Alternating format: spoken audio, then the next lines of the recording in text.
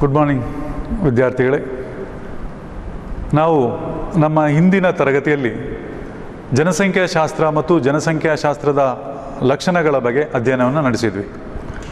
ಆದರೆ ಇವತ್ತಿನ ತರಗತಿಯಲ್ಲಿ ಮಾನವ ಜನಾಂಗ ಮತ್ತು ಅದರ ವರ್ಗೀಕರಣ ಬಗ್ಗೆ ಅಧ್ಯಯನ ನಡೆಸಬೇಕಾಗಿದೆ. ಅದರ ಜೊತೆಗೇ ವಿವಿಧತೆ ಮತ್ತು ಏಕತೆಯ ಬಗ್ಗೆ ಅಧ್ಯಯನ ನಡೆಸಬೇಕಾಗಿದೆ. Dear students, in our last class, we studied something about the demography and characteristics of demographic profile of India. But today's class, we have to discuss something about the classification of human race, especially the unity and diversity.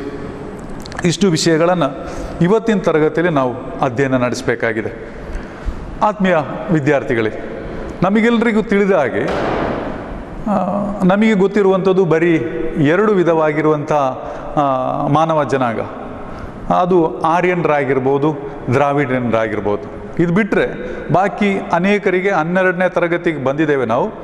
ಇಲ್ಲಿವರೆಗೆ ಹೆಚ್ಚಾಗಿ ಬಾಕಿ ಉಳಿದಂಥ ವರ್ಗೀಕರಣದ ಬಗ್ಗೆ ನಮಗೆ ಮಾಹಿತಿ ಗೊತ್ತಿಲ್ಲ. ಆದರೆ ಈ ತರಗತಿಯಲ್ಲಿ ಮಾನವ ಜನಾಂಗಗಳ ವರ್ಗೀಕರಣವನ್ನು ಇನ್ನಷ್ಟು ಈ ದ್ರಾವಿಡರು ಮಾತ್ರ ಅಲ್ಲ ಅಥವಾ ಆರ್ಯನರು ಮಾತ್ರ ಅಲ್ಲ, ಇನ್ನೂ ಹಲವು ರೀತಿಯಾಗಿರುವಂಥ ಮಾನವ ಜನಾಂಗದವರು ಭಾರತದಲ್ಲಿ ಇದ್ದಾರೆ ಅನ್ನುವಂಥದ್ದು ಒಂದು ವಿಷಯವನ್ನು ಇಂದಿನ ತರಗತಿಯಲ್ಲಿ ನಾವು ಅಧ್ಯಯನ ನಡೆಸಬೇಕಾಗಿದೆ. ಅದಕ್ಕಿಂತ ಮೊದಲು ನಾವು ವಿಶೇಷವಾಗಿ ಒಂದು ವಿಷಯವನ್ನು ತಿಳಿಬೇಕು. ನಮ್ಮ ದೇಶವನ್ನು ಅಥವಾ ನಮ್ಮ ಸಮಾಜವನ್ನು ಬಹುರೂಪಿ ಸಮಾಜ ಅಂತೇಳಿ ಕರಿತೇವೆ. ನಮ್ಮ ಸಮಾಜವನ್ನು ಬಹುರೂಪಿ ಸಮಾಜ ಅಥವಾ ಪ್ಲೂರಲಿಸ್ಟಿಕ್ ಸೊಸೈಟಿ ಅಂತೇಳಿ ಕರಿತೇವೆ. ಯಾಕೆ why India is called as pluralistic society? ನಿಮಗೆ they may ask this question for 1 mark. Why India is called as pluralistic society? ಭಾರತವನ್ನು ಬಹುರೂಪಿ ಸಮಾಜ ಅಂತೇಳಿ ಹೇಳಲಿಕ್ಕೆ ಕಾರಣ ಏನು ಅನ್ನುವಂಥದ್ದನ್ನು ಅವರು 1 ಮಾರ್ಕಿಗೆ ಕೇಳುವಂಥ ಒಂದು ಪ್ರಶ್ನೆ ಆಗಿರ್ತದೆ. ಬಹಳ ಸುಲಭವಾಗಿರುವಂಥ ಉತ್ತರ. ಭಾರತವನ್ನು ಬಹುರೂಪಿ ಸಮಾಜ, ಬಹುರೂಪಿ, pluralistic, not single. You cannot find a single religion, you cannot find a single language, or you cannot find single race, or you cannot find a single caste in India. Not single, but plural, plural, several, many. So, ಇಲ್ಲಿ pluralistic society ಅಂತ ಹೇಳಿದ್ರೆ Indian society is often called as the melting pot of many races, many languages, many religion, many castes. Therefore, Indian society is often called as the pluralistic society. Indian society is seen as the melting pot of many races, many religion, many languages.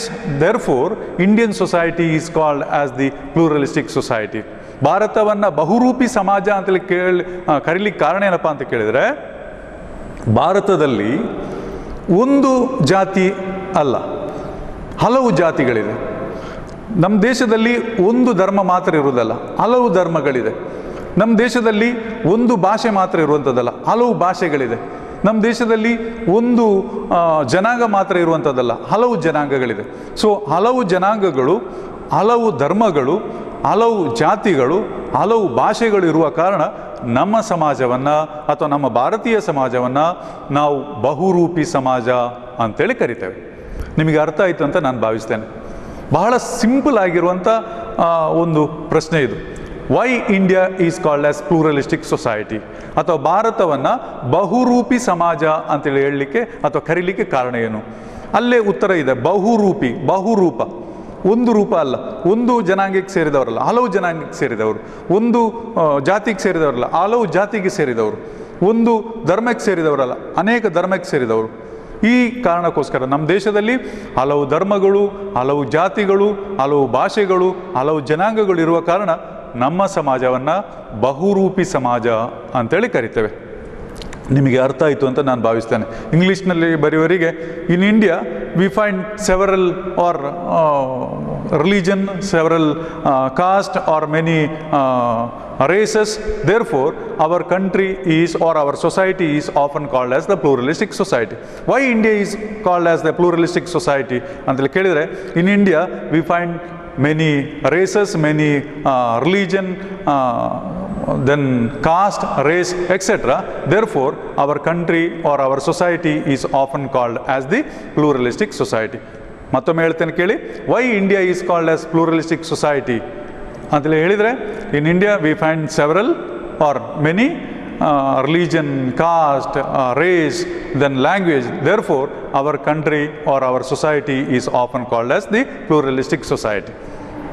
Repetition ಆಗ್ತಾ ಇದೆ, ಆದರೂ ನಾನು ಹೇಳ್ತಾ ಇದ್ದೇನೆ, ಇದು ಪರೀಕ್ಷಾ ದೃಷ್ಟಿಯಿಂದ ಪ್ರಾಮುಖ್ಯತೆ ಹೊಂದಿರುವ ಕಾರಣ ಕನ್ನಡದಲ್ಲಿ ಬರೆಯುವವರಿಗೆ ನಮ್ಮ ದೇಶವನ್ನು ಅಥವಾ ನಮ್ಮ ಸಮಾಜವನ್ನು ಯಾಕೆ ಬಹುರೂಪಿ ಸಮಾಜ ಅಂತೇಳಿ ಕರೀತಾರೆ ಅಂತ ಹೇಳಿದರೆ, ಒಂದೇ ಕಾರಣಕ್ಕೋಸ್ಕರ ನಮ್ಮ ಸಮಾಜದಲ್ಲಿ ಅಥವಾ ನಮ್ಮ ದೇಶದಲ್ಲಿ ಹಲವು ಜಾತಿಗಳು, ಹಲವು ಧರ್ಮಗಳು, ಹಲವು ಭಾಷೆಗಳು, ಹಲವು ಜನಾಂಗಗಳು ಇರುವ ಕಾರಣ ನಮ್ಮ ಸಮಾಜವನ್ನು ಬಹುರೂಪಿ ಸಮಾಜ ಅಂತೇಳಿ ಕರಿತೇವೆ. ನಿಮಗೆ ಅರ್ಥ ಆಯಿತು ಅಂತ ನಾನು ಭಾವಿಸ್ತೇನೆ. ಆತ್ಮೀಯ ವಿದ್ಯಾರ್ಥಿಗಳೇ, ಇನ್ನು ನಾವು ಕಲಿಬೇಕಾಗಿರುವಂಥದ್ದು ಮಾನವ ಜನಾಂಗಗಳ ಬಗ್ಗೆ. Till second PUC we know only 2 types of or we studied only 2 types of races, that is Dravidian race and the Aryan race. But besides these 2 classification, Dr. B.S. Guha, he has identified or he has classified the human race into 6 types. ಇಷ್ಟರವರೆಗೆ ದ್ವಿತೀಯ PUCಗೆ ಬರುವವರೆಗೆ ನಮಗೆ ಆರ್ಯನರು ಮತ್ತು ದ್ರಾವಿಡರ ಬಗ್ಗೆ ನಾವು ಸಮಾಜ ವಿಜ್ಞಾನದಲ್ಲಿ ತುಂಬ ಓದಿದ್ದೇವೆ. ಆದರೆ ಇಲ್ಲಿ ಡಾಕ್ಟರ್ B.S. ಗುಹಾ ಅನ್ನುವಂಥ ಡಾಕ್ಟರ್ B.S. ಗುಹಾ ಅನ್ನುವಂಥ ಒಬ್ಬರು ಏನು ಮಾಡಿದ್ದಾರೆ ಅಂತೇಳಿ, ಮಾನವ ಸಮಾಜವನ್ನು ಅಥವಾ ಮಾನವ ಜನಾಂಗವನ್ನೇ ಅಥವಾ ಮಾನವರನ್ನು ಅಥವಾ ಭಾರತೀಯ ಸಮಾಜವನ್ನು ಒಟ್ಟು 6 ಜನಾಂಗವಾಗಿ ವರ್ಗೀಕರಿಸಿದ್ದಾರೆ. Dr. B.S. Guha, he classified human races into 6 types. Which are these 6 types? ಈ 6 ವಿಧಗಳು ಯಾವುದು ಅದನ್ನು ಇವತ್ತಿನ ತರಗತಿಯಲ್ಲಿ ನಾವು ಕಲಿಬೇಕಾಗಿರುವಂಥದ್ದು. They may ask this question for 5 marks. 5 ಮಾರ್ಕಿಗೆ ಕೇಳುವಂಥ ಒಂದು ಪ್ರಶ್ನೆ ಆಗಿರ್ತದೆ. Explain the classification of human race according to B.S. Guha. Or which are the 6 types of human race according to B.S. Guha. ಈ ರೀತಿಯಾಗೆಲ್ಲ ಪ್ರಶ್ನೆಗಳಿರ್ತದೆ. ನೀವು ಅದಕ್ಕೆ ಉತ್ತರವನ್ನು ಬರೀಬೇಕು. 6 ಪಾಯಿಂಟ್ ಅದರಲ್ಲಿದೆ. 6 ಟೈಪ್ ಯಾವುದೆಲ್ಲ? The first type of human race according to B.S. Guha is the Negritos. Second one is the Proto-Australids. And the third one is the Mongolids. And the fourth one is the Mediterraneans. And the fifth one is the Western Brachycephals. And the last one is the Nordics. I repeat, first one is Negritos, second one is the Proto-Australids, and third one is the Mongolids, and the fourth one is the Mediterraneans, and the fifth one is the Western Brachycephals, and the last one is the Nordics. ಕನ್ನಡದಲ್ಲಿ ಬರೆಯುವವರಿಗೆ same ಅದೇ. ಒಂದನೇದು ನೀಗ್ರಿಟೋಸುಗಳು, ಎರಡನೇದು proto ಆಸ್ಟ್ರೋಲೈಟ್ಸ್ಗಳು, ಮೂರನೇದು ಮೆಡಿಟರೇನಿಯನ್ರು, ನಾಲ್ಕನೇದು ಮಂಗೋಲಿಡ್ಗಳು, ಐದನೇದು western ಬ್ರಾಕಿಸಫಲ್ಗಳು, ಆರನೇದು ನಾರ್ಡಿಕ್ಸ್. ಈ ರೀತಿಯಾಗಿ 6 ವಿಧವಾಗಿರುವಂಥ ಮಾನವ ಜನಾಂಗದವರು, ಅಷ್ಟು ರೇಸ್ಗಳು ನಮ್ಮ ಸಮಾಜದಲ್ಲಿ ಇದೆ ಅಥವಾ ನಮ್ಮ ದೇಶದಲ್ಲಿ ಇದೆ ಅಂಥೇಳಿ B.S. Guha ಅವರು ಹೇಳ್ತಾ ಇದ್ದಾರೆ. ಈಗ ಇಲ್ಲಿ ನಾವು ಒಂದೊಂದಾಗಿ ಅಧ್ಯಯನ ನಡೆಸ್ತಾ ಹೋಗಬೇಕು. ಒಂದನೇ ವಿಧ ಯಾವುದು ಹೇಳಿದೆ? ಒಂದನೇ ವಿಧ ಯಾವುದು? ನೀಗ್ರಿಟೋಸ್. ಈ ನೀಗ್ರಿಟೋಸ್ನ ಬಗ್ಗೆ ನಾವು ಅಧ್ಯಯನ ನಡೆಸಬೇಕು. ನೀಗ್ರಿಟೋಸ್ ಇಲ್ಲಿ they are brown black coloured people. ಒಂದು ರೀತಿಯಾಗಿ ಕಂದು ಕಪ್ಪು ಬಣ್ಣದ ಜನಾಂಗದವರು ಇವರು. And it is believed that they invented the above. ಈ ಬಿಲ್ಲನ್ನು ತಯಾರು ಮಾಡುವಲ್ಲಿ ಇವರ ಕೊಡುಗೆ ತುಂಬ ಇದೆ ಅಂತೇಳಿ ಒಂದು ನಂಬಿಕೆ ಇದೆ. ಯಾರ ಬಗ್ಗೆ? ಈ ನೀಗ್ರಿಟೋಸ್ ಬಗ್ಗೆ. ಅವರು ಕಪ್ಪು ಮತ್ತು ಕಂದು ಬಣ್ಣದ ಜನ. ಮತ್ತು they are black brown people, brown black people ಅಂತೇಳಿ ಹೇಳ್ತೇವೆ ನಾವು, ಅದು ಅವರ colour. And the second thing is it is believed that they invented the above ಅನ್ನ ಅಥವಾ ಬಿಲ್ಲನ್ನು ಕಂಡು ಹಿಡಿದದ್ದು ಈ ಜನಾಂಗಕ್ಕೆ ಸೇರಿದವರು, ನೀಗ್ರಿಟೋಸ್ ಜನಾಂಗಕ್ಕೆ ಸೇರಿದವರು ಅನ್ನುವಂಥ ಒಂದು ನಂಬಿಕೆ ಕೂಡ ನಮ್ಮಲ್ಲಿದೆ. ಆತ್ಮೀಯ ವಿದ್ಯಾರ್ಥಿಗಳೇ, ಈ ಜನಾಂಗಕ್ಕೆ ಸೇರಿದಂಥ ಜನರನ್ನು ನಮ್ಮ ದಕ್ಷಿಣ ಭಾರತದಲ್ಲೂ ಕೂಡ ನಮಗೆ ಕಾಣ್ಬೋದಾಗಿದೆ. For example, in South India the Paniyan or Kadar or Irula, they have a definite negrito characteristics. ಈ ಕೇರಳ, ತಮಿಳುನಾಡು, ಕರ್ನಾಟಕ ಈ ಬಾರ್ಡರ್ನಲ್ಲಿರುವಂಥ ಪಣಿಯನ್ ಆಗಿರ್ಬೋದು, ಅಥವಾ ಇರುಳ ಆಗಿರ್ಬೋದು, ಅಥವಾ ಕಾಡರ್ ಆಗಿರ್ಬೋದು, ಈ ಎಲ್ಲ ಒಂದು ಬುಡಕಟ್ಟಿಗೆ ಸೇರಿದಂಥ ಜನ ಈ ನೀಗ್ರಿಟೋ ಟ್ರೈಬಿಗೆ ಸೇರಿದವರು ಅಥವಾ ನೀಗ್ರಿಟೋಸ್ ಅನ್ನುವಂಥ ಜನಾಂಗಕ್ಕೆ ಸೇರಿದವರು ಅನ್ನುವಂಥ ಒಂದು ಭಾವನೆ ಅಥವಾ ಒಂದು ಅಧ್ಯಯನ ಇಲ್ಲಿ ನಡೆದಿದೆ. ಸೊ ನಮಗೆ ಈ ನೀಗ್ರಿಟೋಸವನ್ನು ನೋಡುವಂಥದ್ದು ಭಾಳ ಕಷ್ಟದ ಕೆಲಸ ಅಲ್ಲ, ಯಾಕಂದರೆ ನಮ್ಮ ಆಸುಪಾಸಿನಲ್ಲಿ ಇವರು ಇದ್ದಾರೆ. ಯಾರೆಲ್ಲ? In South India especially the Irula, the Kadar, the Paniyan, they have a definite negrito characteristics.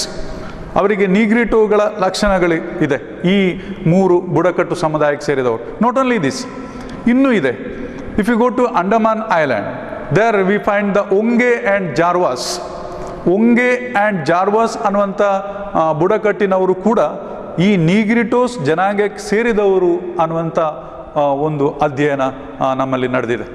So ಇದಿಷ್ಟು ನೀಗ್ರಿಟೋಸ್ನ ಬಗ್ಗೆ. ನೀಗ್ರಿಟೋಸ್ ಅಂದರೆ ಕಂದು ಬಣ್ಣದ ಅಥವಾ ಕಪ್ಪು ಮತ್ತು ಕಂದು ಬಣ್ಣದ ಜನರು, brown blackish people. And it is believed that these people invented ಬೋ. And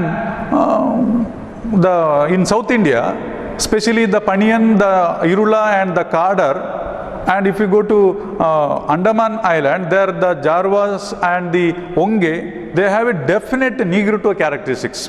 ಸೊ ಈ ನೀಗ್ರಿಟೋಸ್ ಜನಾಂಗಕ್ಕೆ ಸೇರಿದವರನ್ನು ನಮಗೆ ನಮ್ಮ ದಕ್ಷಿಣ ಭಾರತದಲ್ಲೇ ಕಾಣ್ಬೋದಾಗಿದೆ. ಸೊ ಇದು ಒಂದನೇದು, ಯಾರ ಬಗ್ಗೆ? ನೀಗ್ರಿಟೋಸ್ನ ಬಗ್ಗೆ. ಎರಡನೆಯ ಒಂದು ಜನಾಂಗ ಯಾವುದು ಅಂತ ಕೇಳಿದರೆ, ಒಂದನೇದು ಯಾವುದು? ನೀಗ್ರಿಟೋಸ್. ಎರಡನೇದಕ್ಕೆ ಬರ್ತಾ ಇದ್ದೇವೆ ನಾವು. ಎರಡನೇದು ಯಾವುದು ಅಂತ ಕೇಳಿದರೆ ಪ್ರೋಟೋ ಆಸ್ಟ್ರೋಲೇಟ್ಸ್ಗಳು. Proto Australoids, they are numerically significant and the tribes of middle India, they belongs to this particular race. ಇಲ್ಲಿ ವಿಶೇಷ ಏನಪ್ಪ ಅಂತ ಕೇಳಿದ್ರೆ, ತುಂಬ ಸಂಖ್ಯೆಯಲ್ಲಿದ್ದಾರೆ ಇವರು. ಈ ಪ್ರೋಟೋ ಆಸ್ಟ್ರೋಲೇಟ್ಸ್ಗಳು ಸಂಖ್ಯೆಯಲ್ಲಿ ಸ್ವಲ್ಪ ಜಾಸ್ತಿ ಇದ್ದಾರೆ. ಜೊತೆಗೆ most of the tribes of middle India, they belongs to this particular race. ಮಧ್ಯ ಭಾರತದಲ್ಲಿ ಇರುವಂಥ ಹೆಚ್ಚಿನ ಬುಡಕಟ್ಟು ಜನಾಂಗದವರು ಈ ಸಮುದಾಯಕ್ಕೆ ಸೇರಿದವರು ಅನ್ನುವಂಥ ಒಂದು ಭಾವನೆ ಅಥವಾ ಒಂದು ಅಧ್ಯಯನ ನಮ್ಮಲ್ಲಿ ನಡೆದಿದೆ. ಈಗ ಇಲ್ಲಿ ಇದರ ವಿಶೇಷತೆ ಏನಪ್ಪ ಅಂತ ಕೇಳಿದರೆ, ಇವರು ಈ ಜನಾಂಗಕ್ಕೆ ಸೇರಿದವರನ್ನು Indo Aryans they described these race, the people belongs to this race as the Dasa, Dasyu, the Nishad, Anas. ಈ ಎಲ್ಲ ಒಂದು ಡೆರೋಗೇಟರಿ ಟರ್ಮ್ಸನ್ನು ಯೂಸ್ ಮಾಡ್ತಾ ಇದ್ರು. ಅವಹೇಳನಕಾರಿ ಪದದಲ್ಲಿ ಇಂಡೋ ಆರ್ಯನ್ರು ಈ ಸಮುದಾಯಕ್ಕೆ ಸೇರಿದಂಥ ಜನರನ್ನು ಕರಿತಾ ಇದ್ರು. ನಿಮಗೆ ಅರ್ಥ ಆಯಿತು ಅಂತ ನಾನು ಭಾವಿಸ್ತೇನೆ. ಏನು ಹೇಳ್ತಾ ಬಂದೆ? Indo Aryans describe these races as, the people belongs to this race as the Anas or Dasa, Dasyu, Nishad. All these terms are the derogatory terms, ಅವಹೇಳನಕಾರಿ ಪದಗಳು. ಈ ಪದಗಳಿಂದ ಆರ್ಯನ್ರು ಯಾರನ್ನು ಕರಿತಾ ಇದ್ರು ಅಂತ ಹೇಳಿ ಈ ಒಂದು ಜನಾಂಗಕ್ಕೆ ಸೇರಿದಂಥ ಜನರನ್ನು ಕರಿತಾ ಇದ್ರು ಅನ್ನುವಂಥದ್ದು ಇಲ್ಲಿ ಒಂದು ವಿಶೇಷವಾಗಿರುವಂಥ ಒಂದು ಮಾಹಿತಿ. ಇನ್ನೊಂದು ಸಂಗತಿಯನ್ನು ಕೂಡ ಇಲ್ಲಿ ಹೇಳ್ತಾ ಇದ್ದಾರೆ. ಏನು ಹೇಳ್ತಾ ಇದ್ದಾರೆ ಅಂತ ಕೇಳಿದರೆ, ಇದಕ್ಕೆ ಸೇರಿದಂಥ ಈ ಒಂದು ಸಮುದಾಯಕ್ಕೆ ಸೇರಿದಂಥ ಜನರಲ್ಲಿ ಕೆಲವು ವಿಶೇಷತೆಗಳನ್ನು ನಮಗೆ ಕಾಣ್ಬೋದಾಗಿದೆ. They are black in colour. ಈ proto Australoids are black in colour ಅಂತ ಹೇಳಿದರೆ ಸ್ವಲ್ಪ ಕಪ್ಪು ಬಣ್ಣದವರು ಅವರು. ಜೊತೆಗೆ ಅವರಲ್ಲಿ ಇನ್ನೂ ವಿಶೇಷತೆ ಏನು ಅಂತ ಕೇಳಿದರೆ, they had a long head, ಭಾಳ ಉದ್ದವಾಗಿರುವಂಥ ತಲೆ ಉಳ್ಳವರಾಗಿದ್ದಾರೆ. ಅದರ ಜೊತೆಗೇನೆ ಅವರಲ್ಲಿರುವಂಥ ಇನ್ನೊಂದು ವಿಶೇಷತೆ ಏನು ಅಂತ ಕೇಳಿದರೆ, ಫ್ಲ್ಯಾಟ್ ನೋಸ್ ಇರುವವರು, ಜೊತೆಗೆ ಕರ್ಲಿ ಹೇರ್ ಇರುವವರು, ಮತ್ತು they speak the Austric language. ಈ ರೀತಿಯಾಗಿರುವಂಥ ಕೆಲವು ಫೀಚರ್ಸ್ ಎಲ್ಲ ಇರುವವರನ್ನು ನಾವು ಪ್ರೋಟೋ ಆಸ್ಟ್ರಲೇಟ್ಸ್ಗಳು ಅಂತೇಳಿ ಕರಿತೇವೆ. ವಿಶೇಷವಾಗಿ they are black in colour. ಈ proto Australoids are black in colour, flat nose ಇದೆ, ನಂತರ they had a long head, curly hair, specially they speak the Austric language. ಇದು ಪ್ರೋಟೋ ಆಸ್ಟ್ರೇಲಿಯಟ್ಸ್ಗಳು. ಪ್ರೋಟೋ ಆಸ್ಟ್ರೇಲಿಯಟ್ಸ್ಗಳು ಅಂತೇಳಿ ನಾನು ಹೇಳಿದೆ, ಸಂಖ್ಯೆಯಲ್ಲಿ ಭಾಳ ಜಾಸ್ತಿ ಇದ್ದಾರೆ. ಮಧ್ಯ ಭಾರತಕ್ಕೆ ಸೇರಿದಂಥ ಎಲ್ಲ ಬುಡಕಟ್ಟು ಜನಾಂಗದವರು ಈ ಒಂದು ಜನಾಂಗಕ್ಕೆ ಸೇರಿದವರು ಅಂತೇಳಿ ನಂಬಿಕೆ ಇದೆ. ಅದರ ಜೊತೆಗೇನೆ ಅವರು ಈ ಇಂಡೋ ಆರ್ಯನರು ಈ ಸಮುದಾಯಕ್ಕೆ ಸೇರಿದವರನ್ನು ಅವಹೇಳನಕಾರಿ ಪದಗಳಾಗಿರುವಂಥ ನಿಷಾದ ಆಗಿರ್ಬೋದು, ಅನಾಸ ಆಗಿರ್ಬೋದು, ದಾಸ ಆಗಿರ್ಬೋದು, ದಾಸ್ಯು ಆಗಿರ್ಬೋದು, ನಮಗೆ ಗೊತ್ತು ದಾಸ ಅಂತೆಲ್ಲ ಹೇಳುವಂಥದ್ದು ಒಂದು ಅವಹೇಳನಕಾರಿ ಪದ. ಈ ಪದಗಳ ಮುಖಾಂತರ ಈ ಜನಾಂಗಕ್ಕೆ ಸೇರಿದವರನ್ನು ಇಂಡೋ ಆರ್ಯನರು ಕರಿತಾ ಇದ್ರು. ಅದರ ಜೊತೆಗೆ ಈ ಜನಾಂಗದವರ ವಿಶೇಷತೆ ಏನಪ್ಪ ಅಂತ ಕೇಳಿ, ಒಂದು ಅವರ ಕಪ್ಪು ಬಣ್ಣದವರು, ಜೊತೆಗೆ ಕರ್ಲಿ ಹೇರ್ ಇರುವವರು, ಜೊತೆಗೆ ಫ್ಲ್ಯಾಟ್ ನೋಸ್ ಇರುವವರು, ಇನ್ನು ಲಾಂಗ್ ಹೆಡ್ ಇರುವಂಥ, ಶಾರ್ಟ್ ಸ್ಟೇಚರ್ ಅಂದರೆ ಸ್ವಲ್ಪ ಕುಳ್ಳಗೆ ಇರುವಂಥ ಮನುಷ್ಯರು, ಉದ್ದ ಭಾಳ ಕಡಿಮೆ ಇರುವಂಥ ಜನರಾಗಿದ್ದಾರೆ ಈ ಪ್ರೋಟೋ ಆಸ್ಟ್ರಲೇಟ್ಸ್ಗಳು. ಇದು ಪ್ರೋಟೋ ಆಸ್ಟ್ರಲೇಟ್ಸ್ಗಳ ಬಗ್ಗೆ ನಿಮಗೆ ಅರ್ಥ ಆಯಿತು ಅಂತ ನಾನು ಭಾವಿಸ್ತೇನೆ. ಒಂದನೇದು ಯಾವುದು ಹೇಳಿದೆ, ನೀಗ್ರಿಟೋಸ್. ಅವರು ಸೌತ್ ಇಂಡಿಯಾದಲ್ಲಿ ಇರುವಂಥ ಅನೇಕ ಸಮುದಾಯ ಅಂತೇಳಿದರೆ ಬುಡಕಟ್ಟಿಗೆ ಸೇರಿದವರು ಈ ನಿಗ್ರಿಟೋಸ್ ಲಕ್ಷಣಗಳನ್ನು ತೋರಿಸ್ತಾರೆ. ಆದ ಕಾರಣ ಅಲ್ಲಿದ್ದಾರೆ ಅಂತೇಳಿ ಗೊತ್ತಾಯ್ತು ನಮಗೆ. ಇದು ಮಧ್ಯ ಭಾರತಕ್ಕೆ ಸೇರಿದಂಥ ಜನ ಪ್ರೋಟೋ ಆಸ್ಟ್ರಲೇಟ್ಸ್ಗಳು ಅಂತೇಳಿ ನಮ್ಗೆ ಗೊತ್ತಾಯಿತು. ಇನ್ನೊಂದು ಸಮುದಾಯಕ್ಕೆ ಬರೋಣ, ಇನ್ನೊಂದು ರೇಸ್, ಥರ್ಡ್ ರೇಸ್ ಯಾವುದು ಅಂತ ಕೇಳಿದ್ರೆ ಮಂಗೋಲೇಟ್ ಅಂತೇಳಿ. ಮಂಗೋಲೇಟ್ಸ್ಗಳು ಅಂತೇಳಿ. ಇದರ ಬಗ್ಗೆ ನಾವು ನಮ್ಮ ಕೆಲವು ತರಗತಿಗಳಲ್ಲಿ ಮಂಗೋಲೇಟ್ಸ್ಗಳ ಬಗ್ಗೆ ಎಲ್ಲ ಅಧ್ಯಯನವನ್ನು ನಡೆಸಿದ್ದೇವೆ, ಮಂಗೋಲೇಟ್ಸ್ಗಳ ಬಗ್ಗೆ. ಈಗ ಇಲ್ಲಿ ವಿಶೇಷತೆ ಏನು ಅಂತ ಕೇಳಿ, ಯಾವ ಏರಿಯಾದಲ್ಲಿ ಇವರನ್ನು ನಾವು ಕಾಣ್ಬೋದಾಗಿದೆ ಅಂತ ಕೇಳಿದರೆ, ಬಹಳ ಮುಖ್ಯವಾಗಿ Himalayan region and in the north eastern zone. The tribes belongs to the Himalayan region and the north eastern zone are belongs to this particular race. Himalaya ಪ್ರದೇಶದಲ್ಲಿರುವಂಥ ಕೆಲವು ಬುಡಕಟ್ಟು ಜನಾಂಗದವರು, ಜೊತೆಗೆ ನಾರ್ತ್ ಈಸ್ಟರ್ನ್ ಝೋನ್ ಅಂದರೆ ಈಶಾನ್ಯ ದಿಕ್ಕಿನಲ್ಲಿರುವಂಥ ಕೆಲವು ಬುಡಕಟ್ಟು ಜನಾಂಗದವರು ಕೂಡ ಈ ಒಂದು ಜನಾಂಗಕ್ಕೆ ಸೇರಿದವರು ಅನ್ನುವಂಥ ಒಂದು ನಂಬಿಕೆ ಇದೆ. ಇಲ್ಲಿ ಇವರ ವಿಶೇಷತೆ ಏನಪ್ಪ ಅಂತ ಕೇಳಿದ್ರೆ, they have a yellow skin and flat face. ಇವರ ವಿಶೇಷತೆ ಇದು. ಇವರು ಯೆಲ್ಲೋ ಕಲರ್ನಲ್ಲಿ, ಸ್ವಲ್ಪ ಹಳದಿ ಕಲರ್ನಲ್ಲಿರುವಂಥ ಮನುಷ್ಯರು ಯಾರು, ಈ ಮಂಗೋಲೇಟ್ಸ್ಗಳು.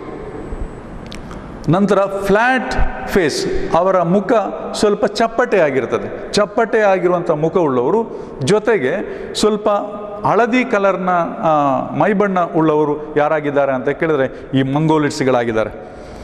ಇಲ್ಲಿ ಮಂಗೋಲಿಟ್ಸನ್ನು we can divide this Mongoloids into two. The first one is the Paleo-Mongolids and the second one is the Tibeto-Mongolids. Therefore, the people belongs to this particular race. They speak Chinese language and the Tibetan language. ಈ ಜನಾಂಗಕ್ಕೆ ಸೇರಿದವರನ್ನು ನಾವು ಎರಡು ರೀತಿಯಾಗಿ ವರ್ಗೀಕರಿಸ್ತೇವೆ, ಪಾಲಿಯೋ ಮಂಗೋಲಿಟ್ಸ್ ಮತ್ತು Tibeto Mongoloids ಅಂತೇಳಿ. Mongoloids can be further divided into two. ಮಂಗೋಲಿಟ್ಸನ್ನು ಮತ್ತೆ ಎರಡು ರೀತಿಯಾಗಿ ನಾವು ವರ್ಗೀಕರಿಸ್ತೇವೆ. ಒಂದು ಪಾಲಿಯೋ ಮಂಗೋಲಿಟ್ಸ್, ಎರಡನೇದು ಟಿಬೆಟೋ ಮಂಗೋಲಿಟ್ಸ್ ಅಂತೇಳಿ. ಈ ಪಾಲಿಯೋ ಮಂಗೋಲಿಟ್ಸ್ ಮತ್ತು ಟಿಬೆಟೋ ಮಂಗೋಲಿಟ್ಸ್ಗಳಾಗಿ ನಾವು ಇವರನ್ನು ವರ್ಗೀಕರಿಸ್ತೇವೆ. ಆ ಕಾರಣಕ್ಕೋಸ್ಕರ ಏನೋ ಇವರು ಮಾತನಾಡುವಂಥ ಭಾಷೆ ಚೈನೀಸ್ ಭಾಷೆ, ಜೊತೆಗೆ ಇವರು ಟಿಬೆಟಿಯನ್ ಭಾಷೆಯನ್ನು ಕೂಡ ಮಾತನಾಡುವಂಥ ಒಂದು ಜನಾಂಗದವರಾಗಿದ್ದಾರೆ. ಯಾರು ಅಂತ ಕೇಳಿದ್ರೆ ಈ ಮಂಗೋಲಿಟ್ಸ್ಗಳು. ನಾನು ಹೇಳಿದೆ, ಇವರು ಹೆಚ್ಚಾಗಿ ನಮ್ಮ ಭಾರತದಲ್ಲಿ ಕಂಡುಬರುವಂಥದ್ದು ಹಿಮಾಲಯನ್ ರೀಜನಲ್ಲಿ ಮತ್ತು ನಾರ್ತ್ ಈಸ್ಟರ್ನ್ ಝೋನ್ನಲ್ಲಿ. ಜೊತೆಗೇನೆ ಇವರ ವಿಶೇಷತೆ ಏನು ಅಂತೇಳಿ, they are yellow skin people ಅಂತೇಳಿ. ಅವರ ಮೈ ಬಣ್ಣ ಹಳದಿ ಕಲರ್ನಲ್ಲಿ ಇರ್ತದೆ.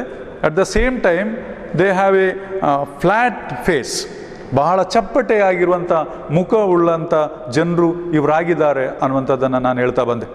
ಸೊ ಇದೆಲ್ಲ ಇವರ ವಿಶೇಷತೆ. ಇನ್ನು ಇವರ ಬಗ್ಗೆ ನಾವು ತಿಳಿಬೇಕಾದ್ರೆ, ಇವರು ತುಂಬ ಸಾಹಸವನ್ನು ಅಥವಾ ನಮ್ಮ ಸಮಾಜಕ್ಕೆ, ನಮ್ಮ ಸಂಸ್ಕೃತಿಗೆ ತುಂಬ ಕೊಡುಗೆಗಳನ್ನು ಕೊಟ್ಟಿದ್ದಾರೆ. They contributed much to the development of the cultivation of paddy, then the manufacturing of sugar, the weaving of cotton. ಇದರಕ್ಕೆಲ್ಲ ಅವರ ಕಾಂಟ್ರಿಬ್ಯೂಷನ್ ಇದೆ. ಯಾರ್ದು ಅಂತ ಕೇಳಿದ್ರೆ ಮಂಗೋಲಿಟ್ಸ್ಗಳು. ಇಲ್ಲಿ ಪ್ಯಾಡಿಯನ್ನು ಹೆಚ್ಚಾಗಿ ಬೆಳಿಲಿಕ್ಕೆ ಕಾರಣಕರ್ತರು ಅವರು ಅಂತೇಳಿ ಹೇಳ್ತಾ ಇದ್ದಾರೆ. ಜೊತೆಗೆ ಸಕ್ಕರೆಯ ತಯಾರಿಕೆಯಲ್ಲಿ ಅವರ ಪಾತ್ರ ಬಹಳ ಗಣನೀಯವಾಗಿರುವಂಥದ್ದು. ಜೊತೆಗೆ ಹತ್ತಿಯನ್ನು ನೇಯುವಂಥ ಇದಕ್ಕೆಲ್ಲ, ಈ ಎಲ್ಲ ಕಾರ್ಯದಲ್ಲಿ ಅವರ ಕೊಡುಗೆ ಬಹಳ ಶ್ರೇಷ್ಠವಾಗಿದೆ. ನಮ್ಮ ಭಾರತೀಯ ಸಮಾಜಕ್ಕೆ ಈ ಮಂಗೋಲಿಯನ್ನರ ಅಥವಾ ಮಂಗೋಲಿಟ್ಸ್ಗಳ ಕೊಡುಗೆ ಬಹಳ ಅಪಾರವಾಗಿರುವಂಥದ್ದು ಅಂತೇಳಿ ಕೂಡ ನಾವು ತಿಳಿಬೇಕಾಗಿದೆ. ಇದು ಮೂರನೆಯ ಒಂದು ಜನಾಂಗದ ಬಗ್ಗೆ. ಒಂದನೇದು ಯಾವುದು? ನೀಗ್ರಿಟೋಸ್. ಬಹಳ ಸುಲಭ. ದಕ್ಷಿಣ ಭಾರತದಲ್ಲಿರುವಂಥ ನಮ್ಮ ಈರುಳ, ಪಣಿಯನ್ಸ್ ಅಥವಾ ಕಾಡರ್ ಇವರೆಲ್ಲ ಈ ಒಂದು ಜನಾಂಗಕ್ಕೆ ಸೇರಿದವರು.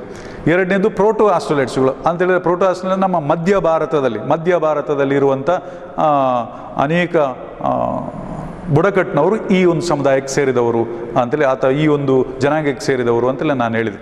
ನಂತರ ಮೂರನೇದು ನಾವು ನೋಡಿದ್ವಿ ಮಂಗೋಲಿಟ್ಸನ್ನು ನಾವು ಮತ್ತೆ ಎರಡು ರೀತಿಯಾಗಿ ವರ್ಗೀಕರಿಸ್ತೇವೆ. ಪಾಲಿಯೋ ಮಂಗೋಲಿಟ್ಸ್ ಮತ್ತು ಟಿಬೆಟೋ ಮಂಗೋಲಿಟ್ಸ್. ಇವರು ಹಳದಿ ಬಣ್ಣವುಳ್ಳವರು, ಜೊತೆಗೆ ಫ್ಲ್ಯಾಟ್ ಆಗಿರುವಂಥ ಮುಖವುಳ್ಳವರು, ಜೊತೆಗೆ ಅವರು ನಮ್ಮ ಸಮಾಜಕ್ಕೆ ಅವರದೇ ಆದಂಥ ಕೊಡುಗೆಗಳನ್ನು ಕೊಟ್ಟಿದ್ದಾರೆ. ಪ್ಯಾಡಿಯ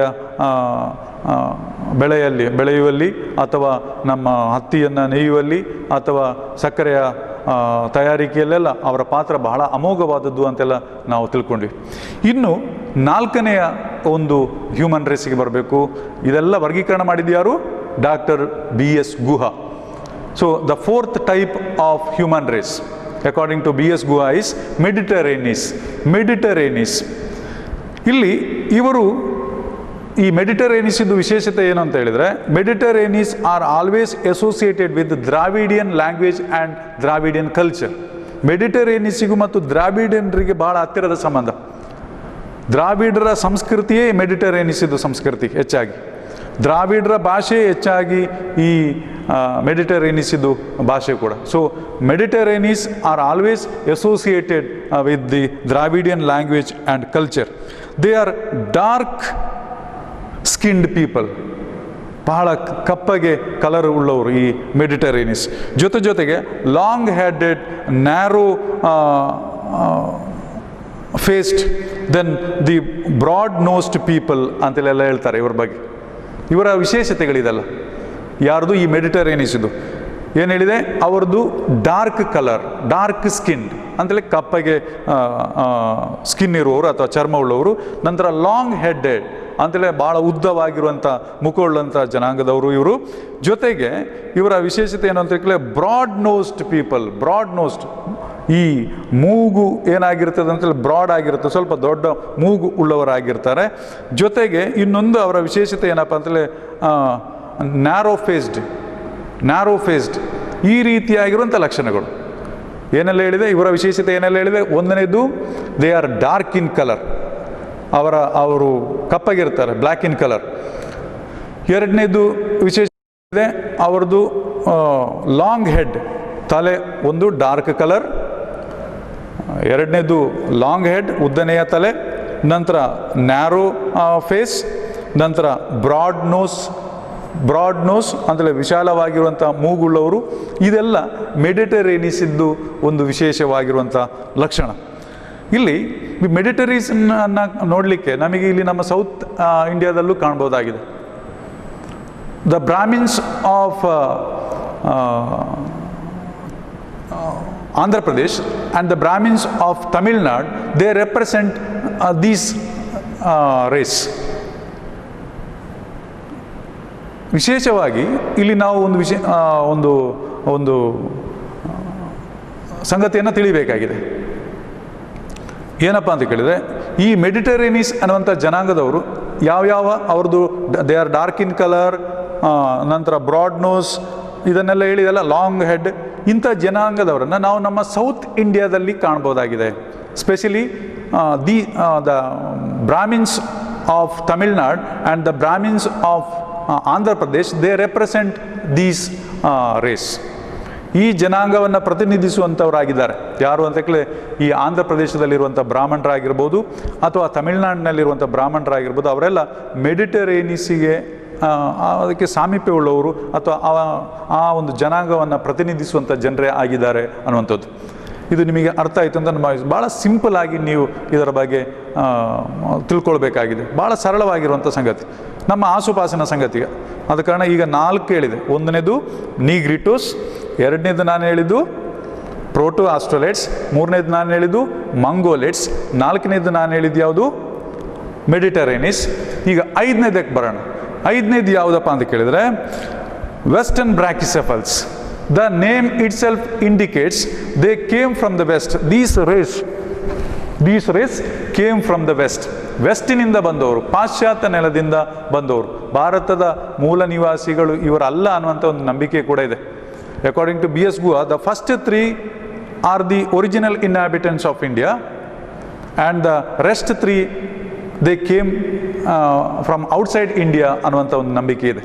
ಸೊ ಇಲ್ಲಿ ವೆಸ್ಟರ್ನ್ ಬ್ರಾಕಿಸೆಫಲ್ಸ್ ಅಲ್ಲಿ ಹೆಸರೇ ಸೂಚಿಸುವಾಗಿ they came from the west, ಪಾಶ್ಚಾತ್ಯ ನೆಲದಿಂದ ವೆಸ್ಟಿನಿಂದ ಬಂದಂಥ ಒಂದು ಜನಾಂಗದವರು ಇವರು ಅನ್ನುವಂಥ ಒಂದು ನಂಬಿಕೆ ಇದೆ. ಈ western brachycephals can be broadly classified into 3. ಇವರನ್ನು ಮತ್ತೆ ನಾವು 3 ರೀತಿಯಾಗಿ ವರ್ಗೀಕರಿಸ್ತೇವೆ.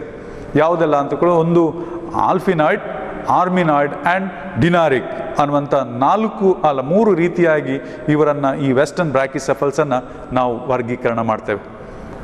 ಆತ್ಮೀಯ ವಿದ್ಯಾರ್ಥಿಗಳಿಗೆ, ಇನ್ನು ಕೊನೆಯದಾಗಿರುವಂಥ ಒಂದು ಜನಾಂಗ, ಅವರನ್ನು ನಾವು ನಾರ್ಡಿಕ್ಸ್ ಅಂತೇಳಿ ಹೇಳ್ತೇವೆ, ನಾರ್ಡಿಕರು ಅಂತೇಳಿ. ಈ Nordics the last ethnic groups which arrived in to India. ಭಾರತಕ್ಕೆ ಕೊನೆಯದಾಗಿ ಬಂದಂಥವರು ಯಾರು ಅಂತ ಕೇಳಿ ಈ ನಾರ್ಡಿಕ್ಸ್. But before their arrival, a unique civilization has developed in India, that is the Indus Valley civilization. So ಅವರ ಕೊಡುಗೆ ನಮ್ಮ ದೇಶಕ್ಕೆ ಭಾಳ ಕಡಿಮೆ ಈ ನಾರ್ಡಿಕ್ಸ್ ಇದು. ಬಿಕಾಸ್ ಅವರು ಇಲ್ಲಿ ಬರುವುದಕ್ಕಿಂತ ಮೊದಲೇ ಸಣ್ಣ ಪ್ರಮಾಣದಲ್ಲಿ ಸ್ಲೋ ಆಗಿ ನಿಧಾನಗತಿಯಲ್ಲಿ ಇಲ್ಲಿ ಒಂದು ವಿಶೇಷವಾಗಿರುವಂಥ ಒಂದು ನಾಗರಿಕತೆ ಬೆಳೀತಾ ಬಂತು. ಆ ನಾಗರಿಕತೆ ಇಂಡಸ್ ವ್ಯಾಲಿ ಸಿವಿಲೈಸೇಷನ್ ಅಥವಾ ಸಿಂಧೂ ನಾಗರಿಕತೆ ಅಂತೆಲ್ಲ ನಾವು ಹೇಳುವಂಥದ್ದು. ಸೊ ಅವರ ಕಾಂಟ್ರಿಬ್ಯೂಷನ್ ಸ್ವಲ್ಪ ನಮ್ಮ ಸಮಾಜಕ್ಕೆ ಅಥವಾ ನಮ್ಮ ಸಂಸ್ಕೃತಿಗೆ ಇರುವಂಥದ್ದು. ಈಗ ಇಲ್ಲಿ ನಾನು ಎಷ್ಟು ರೀತಿಯಾಗಿರುವಂಥದ್ದು ಹೇಳಿದೆ, 6 ವಿಧವಾಗಿರುವಂಥ ಮಾನವ ಜನಾಂಗವನ್ನು ಹೇಳಿದೆ. ಈ ವರ್ಗೀಕರಣವನ್ನು ಕೊಟ್ಟವರು ಯಾರು? Doctor B.S. Guha ಅವರು. So doctor B.S. Guha, he classified the human race into 6 types. The first one is the Negritos, and the second one is the Proto-Australites, and the third one is the Mongolids, and the fourth one is the Mediterraneans, and the fifth one is the Western Brachycephals, and the last one is the Nordics. So these are the 6 types of human race according to Dr. B.S. Guha. B.S. Guha ಅವರು ಭಾರತದಲ್ಲಿರುವಂಥ ಮಾನವ ಜನಾಂಗಗಳನ್ನು 6 ರೀತಿಯಾಗಿ ವರ್ಗೀಕರಿಸಿದ್ದಾರೆ. ಒಂದನೇದು ನೀಗ್ರಿಟೋಸುಗಳು, ಎರಡನೇದು proto ಆಸ್ಟ್ರೋಲೈಟ್ಸ್ಗಳು, ಮೂರನೇದು ಮಂಗೋಲಿಡ್ಸ್ಗಳು, ನಾಲ್ಕನೇದು ಮೆಡಿಟರೇನಿಯನ್ಸರು, 5ನೇದು western ಬ್ರಾಕಿಸೆಫಲ್ರು, 6ನೇದು ಯಾವುದು ಅಂತ ಕೇಳಿದೆ ನಾರ್ಡಿಕ್ಸ್ ಅನ್ನುವಂಥದ್ದು. ಇದಿಷ್ಟು ನಿಮಗೆ ಅರ್ಥ ಆಯಿತು ಅಂತ ನಾನು ಭಾವಿಸ್ತೇನೆ. ಮತ್ತೆ ಹೇಳ್ತಾ ಇದ್ದೇನೆ, ಪರೀಕ್ಷಾ ದೃಷ್ಟಿಯಿಂದ 5 ಮಾರ್ಕಿಗೆ ಕೇಳುವಂಥ ಒಂದು ಪ್ರಶ್ನೆ. Explain doctor B.S. Guha's classification of human race. Explain doctor B.S. Guha's classification of human race, ಅಥವಾ B.S. Guha ಅವರ ಮಾನವ ಜನಾಂಗಗಳ ವರ್ಗೀಕರಣವನ್ನು ವಿವರಿಸಿ ಅಂಥೇಳಿ 5 ಮಾರ್ಕಿಗೆ ಕೇಳುವಂಥ ಒಂದು ಪ್ರಶ್ನೆ. ಇದಕ್ಕೆ ನಿಮಗೆ ಉತ್ತರ ಗೊತ್ತಾಯಿತು ಅಂತ ನಾನು ಭಾವಿಸ್ತೇನೆ. ಭಾಳ ಸರಳವಾಗಿರುವಂಥ ಒಂದು ಪ್ರಶ್ನೆ, ಅದಕ್ಕೆ ಸಂಬಂಧಪಟ್ಟ ಸರಳವಾಗಿರುವಂಥ ಉತ್ತರ. ಈಗ ನಾವು ಇನ್ನೊಂದು ಹೆಜ್ಜೆ ಮುಂದಕ್ಕೆ ಹೋದಾಗೆ ಇಲ್ಲಿ ಇಂಡಸ್ ವ್ಯಾಲಿ ಸಿವಿಲೈಸೇಷನ್ ಆಯಿತು ಅಂತ ನಾನು ಹೇಳಿದೆ. ನಮಗೆ ಗೊತ್ತು, Indus valley civilisation ಫ್ಲರಿಶ್ಡ್ on the banks of the river Sindhu, and the 2 important cities were flourished during that time, especially the Harappa and Mohenjo-daro.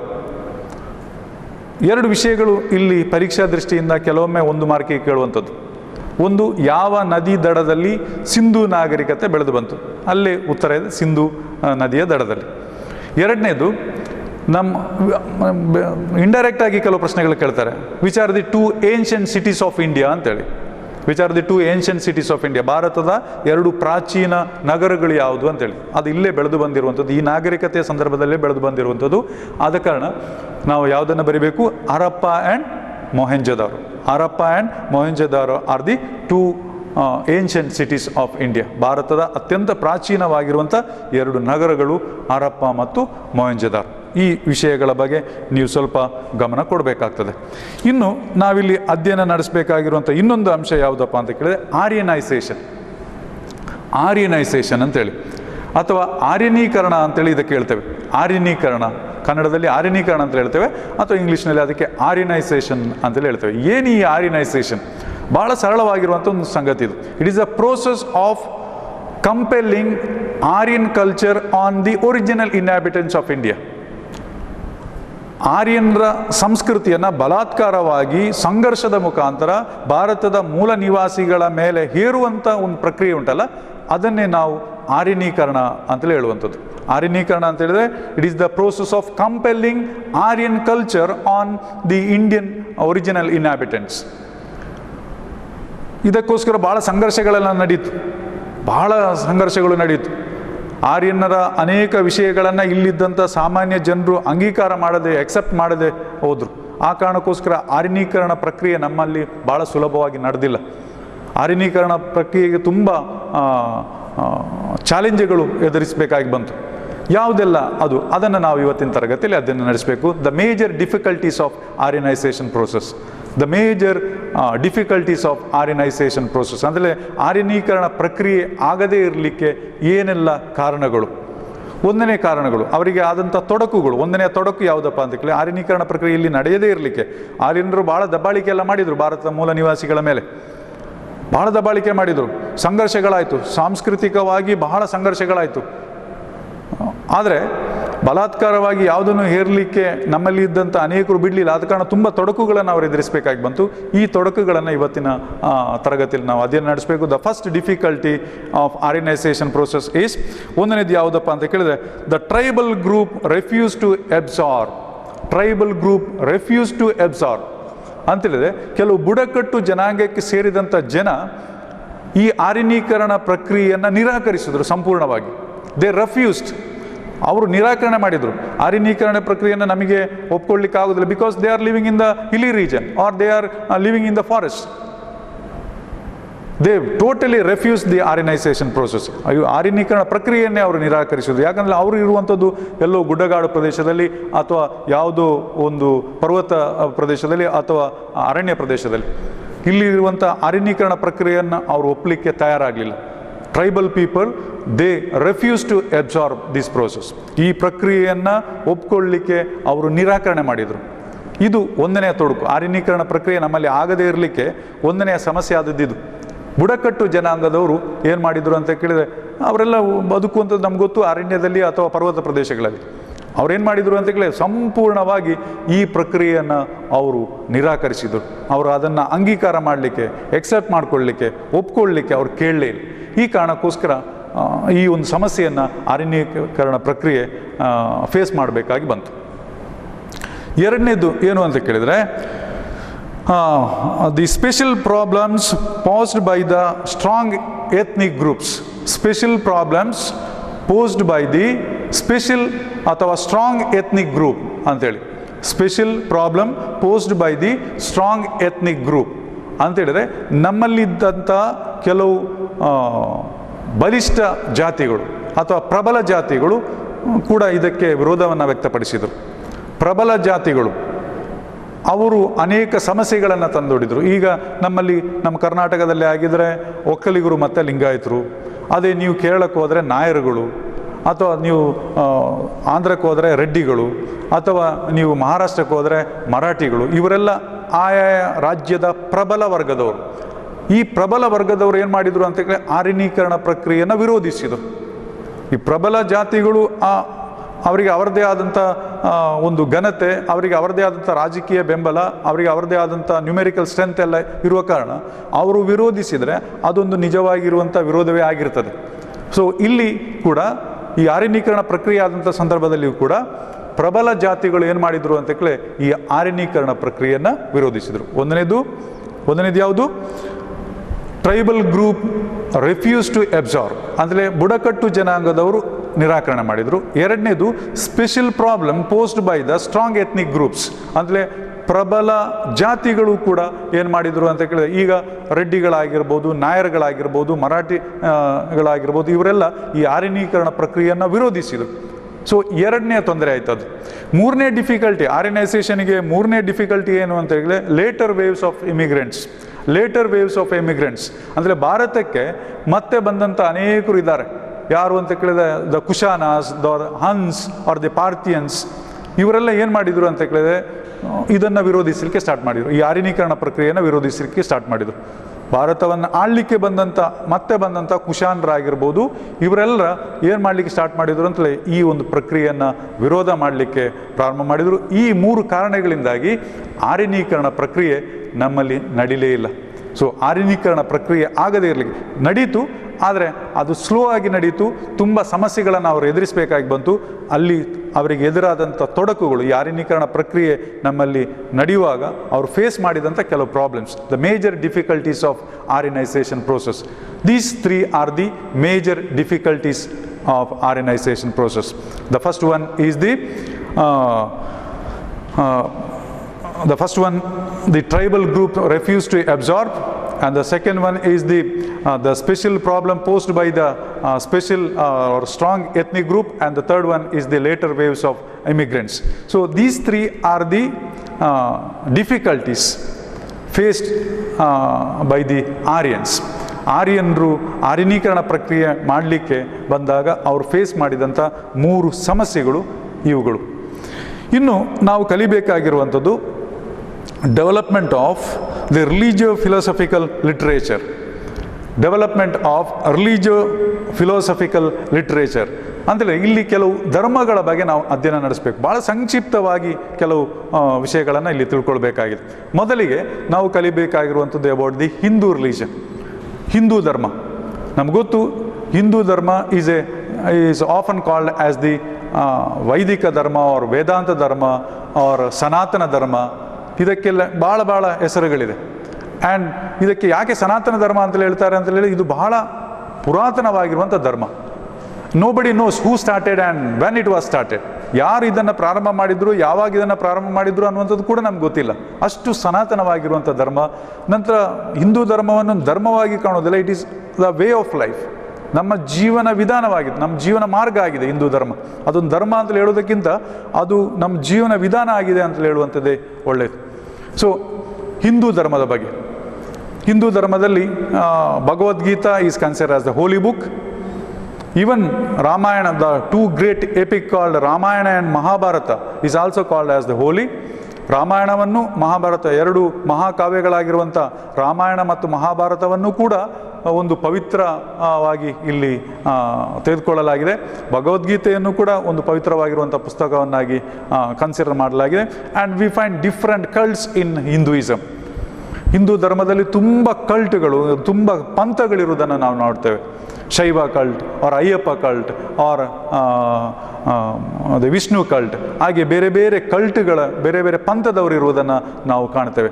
Hindu ಧರ್ಮದ ಬಗ್ಗೆ ಇಷ್ಟು ಮಾಹಿತಿ ನಾನು ನಿಮಗೆ ಹೇಳ್ತಾ ಇದ್ದೇನೆ. ಇನ್ನು ವಿಶೇಷವಾಗಿ ಕಲಿಬೇಕಾಗಿರುವಂಥ ಕ್ರೈಸ್ತ ಧರ್ಮ. ಈಗ AD 50ರಲ್ಲಿ ನಮ್ಮ ದೇಶಕ್ಕೆ ಕಾಲಿಟ್ಟಂಥ ಒಂದು ಧರ್ಮ ಕ್ರೈಸ್ತ ಧರ್ಮ ಅನ್ನುವಂಥದ್ದು.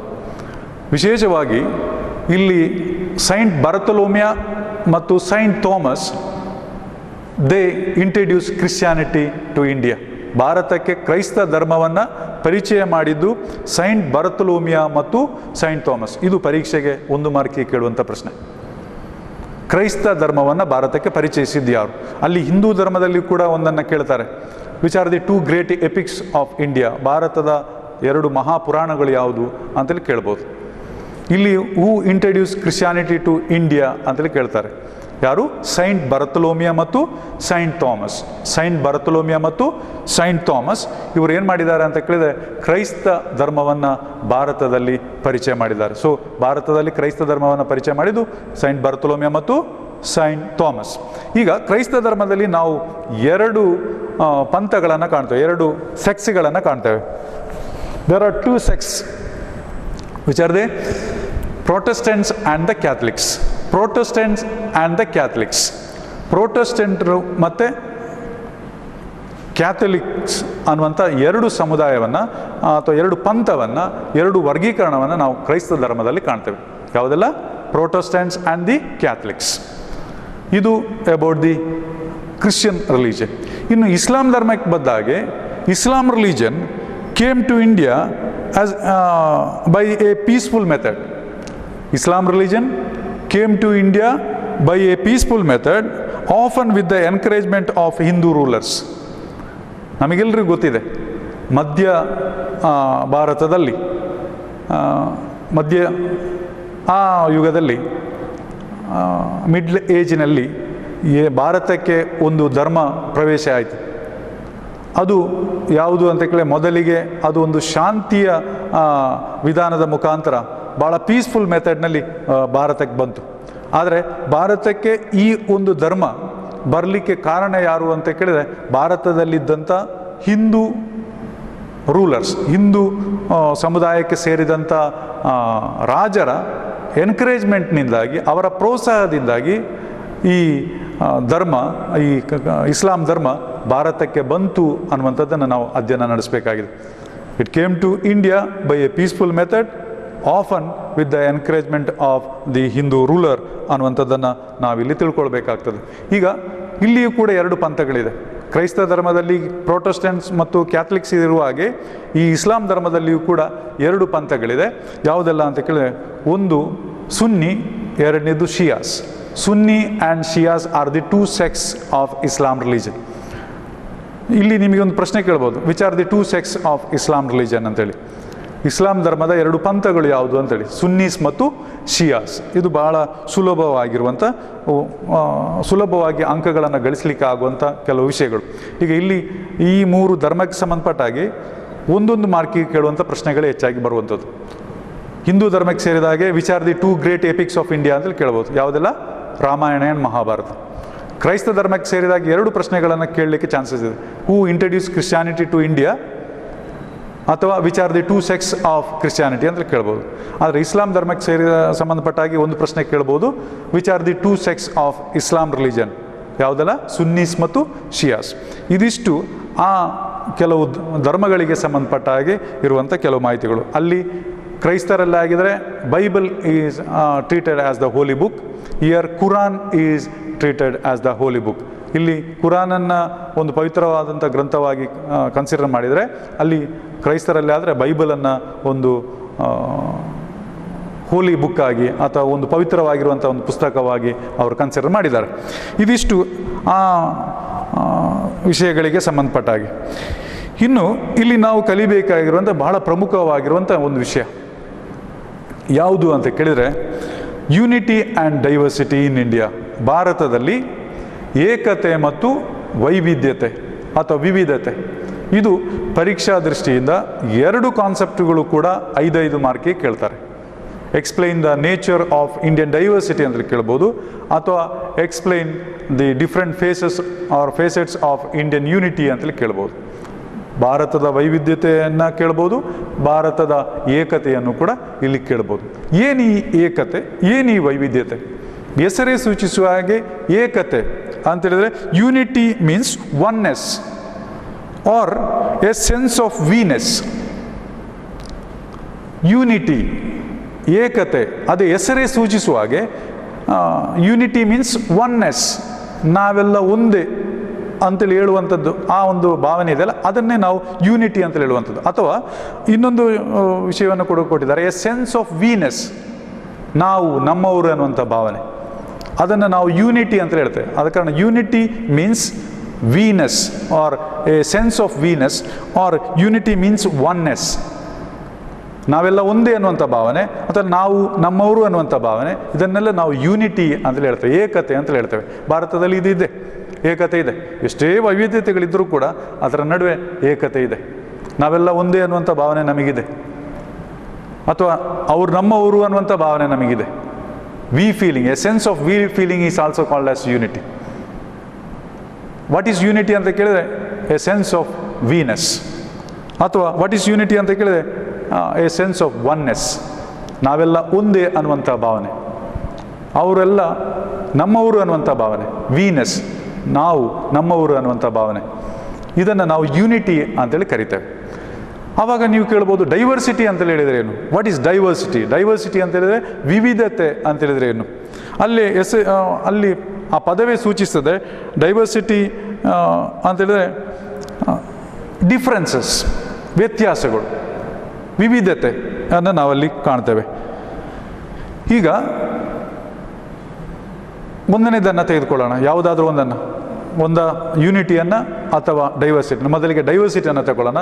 ವೈವಿಧ್ಯತೆ, ನಮ್ಮಲ್ಲಿ ಯಾವ ರೀತಿಯಾಗಿರುವಂಥ ವೈವಿಧ್ಯತೆಗಳಿದೆ ಅನ್ನುವಂಥದ್ದನ್ನು ನಾವು ಇವತ್ತಿನ ತರಗತಿಯಲ್ಲಿ ಅಧ್ಯಯನ ನಡೆಸೋಣ. ವಿವಿಧತೆ, ಯಾವುದೆಲ್ಲ ವಿವಿಧತೆಗಳಿದೆ, ಯಾವುದೆಲ್ಲ ವೈವಿಧ್ಯತೆಗಳು ನಮ್ಮ ದೇಶದಲ್ಲಿ ಇದೆ ಅನ್ನುವಂಥದ್ದನ್ನು let us deal with the first one, that is the nature of Indian diversity. Here let us deal with the first point, that is the regional diversity. ನಮ್ಮಲ್ಲಿ ಪ್ರಾದೇಶಿಕ ವೈವಿಧ್ಯತೆ ಇದೆ ಅನ್ನುವಂಥದ್ದನ್ನು ನಾವು ಗಮನಿಸಬೇಕಾಗಿದೆ. ನಮ್ಮಲ್ಲಿ ಪ್ರಾದೇಶಿಕ ವೈವಿಧ್ಯತೆ ಇದೆ, ರೀಜನಲ್ ಡೈವರ್ಸಿಟಿ ಇದೆ. We know that India as the total area of 32,87,263 square kilometre. ನಮ್ಮ ದೇಶದ ವ್ಯಾಪ್ತಿ, ನಮ್ಮ ದೇಶದ ಒಟ್ಟು ಏರಿಯಾ ಎಷ್ಟಿದೆ ಅಂತ ಕೇಳಿದರೆ 32,87,263 ಚದರ ಕಿಲೋಮೀಟರ್ನಷ್ಟು ವಿಶಾಲವಾಗಿರುವಂಥ ಪ್ರದೇಶವನ್ನು ಹೊಂದಿರುವಂಥ ಒಂದು ದೇಶ ನಮ್ಮದು. ಇಲ್ಲಿ ನಾವು ಏನು ಕಾಣ್ತೇವೆ? Regional diversity. ಇಷ್ಟು ಪ್ರದೇಶ, ಇಷ್ಟು ಈ 32,87,263 ಸ್ಕ್ವೇರ್ ಕಿಲೋಮೀಟರ್ನಲ್ಲಿ ವಿ ಫೈಂಡ್ ದ ಡೈವರ್ಸಿಟಿ. ಯಾವ ರೀತಿಯಾಗಿರುವಂಥ diversity? In some area we find the fertile area, and in few area we find the desert area. Few area is receiving heavy rainfall, whereas few area is often considered as desert. In few area we find the cool temperature, and in few area we find the hot temperature. ಕೆಲವು ಪ್ರದೇಶಗಳಲ್ಲಿ ನಾವು ಈ ರೀತಿಯಾಗಿರುವಂಥ ವೈವಿಧ್ಯತೆಗಳನ್ನು ಕಾಣ್ತೇವೆ. ಕೆಲವು ಕಡೆಗಳಲ್ಲಿ, ಕೆಲವು ಪ್ರದೇಶದಲ್ಲಿ ಏನು ಕಾಣ್ತೇವೆ? ತುಂಬ ನದಿಗಳಿರುವುದನ್ನು ಕಾಣ್ತೇವೆ. We find several rivers. Whereas ಕೆಲವು ಪ್ರದೇಶಗಳಲ್ಲಿ ನದಿಗಳೇ ಇಲ್ಲ, ಬೇರೆ ಜಿಲ್ಲೆಗಳಿಂದ ನೀರನ್ನು ಅವರು ತರಿಸಬೇಕಾಗಿರುವಂಥ ಅನಿವಾರ್ಯತೆ ಇದೆ. ಇದು ವೈವಿಧ್ಯತೆ, ಪ್ರಾದೇಶಿಕ ಅಸಮಾನತೆ ಅಂತೇಳಿ, ಅಥವಾ ಪ್ರಾದೇಶಿಕ ಅಸಮಾನತೆ ಅಲ್ಲ, ಪ್ರಾದೇಶಿಕ ವೈವಿಧ್ಯತೆ ಅಂತೇಳಿ ಹೇಳುವಂಥದ್ದು. ಕೆಲವು ಕಡೆಗಳಲ್ಲಿ ತಂಪಾದಂಥ ವಾತಾವರಣ, ಕೆಲವು ಕಡೆಗಳಲ್ಲಿ ಬಹಳ ಬಿಸಿಯಾಗಿರುವಂಥ ವಾತಾವರಣ, ಕೆಲವು ಕಡೆಗಳಲ್ಲಿ ಒಳ್ಳೆಯ ಕ್ಲೈಮೇಟ್, ಒಳ್ಳೆಯ ಹವಾಗುಣ, ಇನ್ನು ಕೆಲವು ಕಡೆಗಳಲ್ಲಿ ಕೆಟ್ಟದಾಗಿರುವಂಥ ವಾತಾವರಣ ಅಂತೇಳಿ ಕ್ಲೈಮೇಟ್. ಕೆಲವು ಕಡೆಗಳಲ್ಲಿ ಪರ್ವತ ಪ್ರದೇಶಗಳಿದೆ, ಕೆಲವು ಕಡೆಗಳಲ್ಲಿ ಲೆವೆಲ್ ಆಗಿರುವಂಥ ಪ್ರದೇಶಗಳಿದೆ, ಕೆಲವು ಕಡೆಗಳಲ್ಲಿ ಒಳ್ಳೆಯ ಅರಣ್ಯ ಪ್ರದೇಶಗಳಿದೆ, ಕೆಲವು ಕಡೆಗಳಲ್ಲಿ ಅರಣ್ಯ ಪ್ರದೇಶಗಳೇ ಇಲ್ಲ. ಈ ರೀತಿಯಾಗಿರುವಂಥ ವ್ಯತ್ಯಾಸ, ಇದನ್ನು ನಾವು ಪ್ರಾದೇಶಿಕ ವೈವಿಧ್ಯತೆ ಅಂತೇಳಿ ಹೇಳ್ತೇವೆ. ಪ್ರಾದೇಶಿಕ ವೈವಿಧ್ಯತೆ. ವಿ ಫೈಂಡ್ ಕೆಲವು ಕಡೆಗಳಲ್ಲಿ in few place we find heavy rainfall, whereas in few place we find these places are receiving ಅಂತೇಳಿ ಅದನ್ನು often called as the desert. ಈಗ ಈ ರೀತಿಯಾಗಿರುವಂಥ ಕೆಲವು ಪ್ರದೇಶಗಳನ್ನೆಲ್ಲ ಪ್ರಾದೇಶಿಕ ವೈವಿಧ್ಯತೆಗಳನ್ನೆಲ್ಲ ನಾನು ನೋಡ್ತೇವೆ. ಕೆಲವು ಕಡೆಗಳಲ್ಲಿ ಅರಣ್ಯ ಇದೆ, ಥಿಕ್ ಫಾರೆಸ್ಟ್, ಇನ್ನು ಕೆಲವು ಕಡೆಯಲ್ಲಿ ಫಾರೆಸ್ಟೇ ಇಲ್ಲ. In few area we find several rivers, ಕೆಲವು ಕಡೆಗಳಲ್ಲಿ ರಿವರ್ಸೇ ಇಲ್ಲ. ಇನ್ನು ಕೆಲವು ಕಡೆಗಳಲ್ಲಿ ಹಾಟ್ ಟೆಂಪರೇಚರ್, ಕೆಲವು ಕಡೆಗಳಲ್ಲಿ ಕೂಲ್ ಟೆಂಪರೇಚರ್, ಕೆಲವು ಕಡೆಗಳಲ್ಲಿ ಗುಡ್ ಕ್ಲೈಮೇಟ್, ಇನ್ನು ಕೆಲವು ಕಡೆಗಳಲ್ಲಿ ಸ್ವಲ್ಪ ಬ್ಯಾಡ್ ಆಗಿರುವಂಥ, ಬ್ಯಾಡ್ ಅಂತೇಳಿದರೆ ಕ್ಲೈಮೇಟ್ ಅಷ್ಟು ಒಳ್ಳೆಯದಲ್ಲದೆ ಇರುವಂಥ ಕ್ಲೈಮೇಟುಗಳು. ಕೆಲವು area we find the fertile soil, ಬಹಳ ಫಲವತ್ತತೆಯಿಂದ ಕೂಡಿದಂಥ ಎಲುವಿಲ್ ಸಾಯಿಲನ್ನೆಲ್ಲ ನಾವು ಕೆಲವು ಕಡೆಗಳಲ್ಲಿ ಕಾಣ್ಬೋದಾಗಿದೆ. ಆದರೆ ಕೆಲವು ಕಡೆಗಳಲ್ಲಿ ಫಲವತ್ತತೆಯಿಂದ ಕೂಡಿದಂಥ ಮಣ್ಣೇ ಇಲ್ಲ. ಈ ರೀತಿಯಾಗಿರುವಂಥ ಪ್ರಾದೇಶಿಕ ಅಸಮಾನತೆಯನ್ನು ನಾವು ಕಾಣ್ತೇವೆ. ಅಸಮಾನತೆ ಅಲ್ಲ, ವೈವಿಧ್ಯತೆಯನ್ನು ಕಾಣ್ತೇವೆ. ಇದನ್ನು ನಾವು ಪ್ರಾದೇಶಿಕ ವೈವಿಧ್ಯತೆ ಅಂತೇಳಿ ಹೇಳ್ತೇವೆ. ರೀಜನಲ್ ಡೈವರ್ಸಿಟಿ ಅಂತೇಳಿ ಹೇಳ್ತೇವೆ. ರೀಜನಲ್ ಡೈವರ್ಸಿಟಿ ಒಂದನೇದು ನಿಮಗೆ ಅರ್ಥ ಆಯಿತು ಅಂತ ನಾನು ಭಾವಿಸ್ತೇನೆ. ಪ್ರಾದೇಶಿಕ ವೈವಿಧ್ಯತೆ ಯಾವುದೆಲ್ಲ ಪ್ರಾದೇಶಿಕ ವೈವಿಧ್ಯತೆ? ನಾವು ಇಷ್ಟು ಏರಿಯಾದಲ್ಲಿ 32,87,263 ಚದರ ಕಿಲೋಮೀಟರ್ನಷ್ಟು ವಿಶಾಲವಾಗಿರುವಂಥ ನಮ್ಮ ದೇಶದಲ್ಲಿ ವೈವಿಧ್ಯತೆ, ಪ್ರಾದೇಶಿಕ ವೈವಿಧ್ಯತೆ, ಕೆಲವು ಕಡೆಗಳಲ್ಲಿ ಅರಣ್ಯ, ಕೆಲವು ಕಡೆಗಳಲ್ಲಿ ಅರಣ್ಯ ಇಲ್ಲ, ಕೆಲವು ಕಡೆಗಳಲ್ಲಿ ಮಳೆ ಹೆಚ್ಚು, ಇನ್ನು ಕೆಲವು ಮಳೆ ಕಡಿಮೆ, ಕೆಲವು ಕಡೆಗಳಲ್ಲಿ ಬೇಕಾದಷ್ಟು ನದಿಗಳಿದೆ, ಇನ್ನು ಅನೇಕ ಕಡೆಗಳಲ್ಲಿ ನದಿಯೇ ಇಲ್ಲ, ಅನೇಕ ಕಡೆಗಳಲ್ಲಿ ಒಳ್ಳೆಯ ತಂಪಾದಂಥ ವಾತಾವರಣ ಇದೆ, ಕೆಲವು ಕಡೆಗಳಲ್ಲಿ ಭಾಳ ಬಿಸಿಯಾಗಿರುವಂಥ ವಾತಾವರಣ ಅಥವಾ ಟೆಂಪರೇಚರ್ ಇರುವಂಥ ಏರಿಯಾಗಳೆಲ್ಲ ಇದೆ. This is what we call the regional diversity. ಪ್ರಾದೇಶಿಕ ಅಸಮಾನತೆ, ನಾಟ್ ಅಸಮಾನತೆ, ಪ್ರಾದೇಶಿಕ ವೈವಿಧ್ಯತೆ ಅಂತೇಳಿ ಹೇಳುವಂಥದ್ದು ಇದಕ್ಕೆ. ಈಗ ಒಂದನೇದು ನಿಮಗೆ ಗೊತ್ತಾಯಿತು. ಒಂದನೇದು ಯಾವುದು?